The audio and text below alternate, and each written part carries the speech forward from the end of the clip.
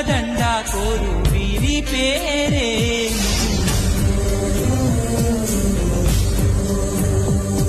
ఇది మనుషులు ఆడే ఆట అనుకుంటారే అంతా, ఆ దేవుడు ఆడే ఆట అని తెలిసేదెప్పుడంట.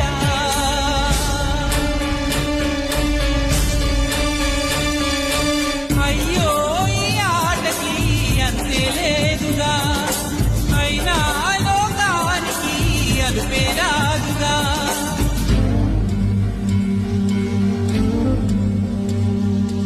వీరి వీరి గుమ్మడి పండు